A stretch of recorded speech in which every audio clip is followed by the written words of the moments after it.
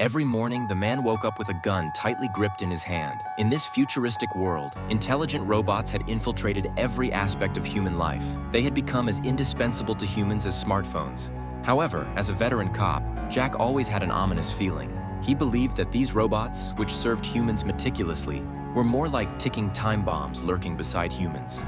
The police chief and his colleagues thought he was too tense because it was common knowledge that robots were implanted with 3 laws from the very beginning of their design. They must not harm humans or allow humans to come to harm through inaction.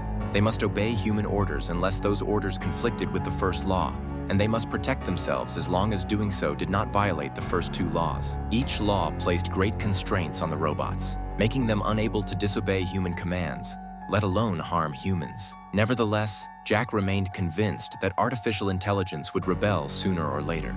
On the eve of the launch of the 5th-generation robots, a bizarre murder occurred. Dr. Lanning, hailed as the father of robotics, fell to his death from his lab more than a dozen stories high. After investigating the scene, the police concluded it was a suicide. Jack expressed doubts about this conclusion. At his request, the boss of the robotics company sent the doctor's assistant to take him into the doctor's office. Inside, 5th-generation robots that were about to be released could be seen everywhere. Jack picked up a stool and smashed it against the glass, but no matter how hard he tried, the glass remained intact. This overturned the conclusion that the doctor had committed suicide. As Jack was surveying the surroundings, a robot suddenly opened its eyes and leaped out from a pile of parts. Jack immediately aimed his gun, while the assistant tried to calm him down and picked up the gun that had fallen to the ground. However, in the next second, the robot snatched the gun from the assistant's hand. No matter what commands the assistant issued, the robot ignored them. It didn't shoot at Jack, but instead leaped out the window under a hail of bullets from Jack's gun, hitting the ground heavily.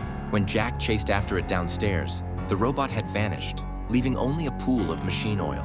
The assistant, who had rushed over, was still unwilling to believe that robots would disobey human commands, but he also realized the robot's abnormality. So he reminded Jack that a damaged robot would inevitably head to the robot factory for self-repair. The two quickly rushed to the factory, and it was only then that Jack discovered that the place was already swarming with robots.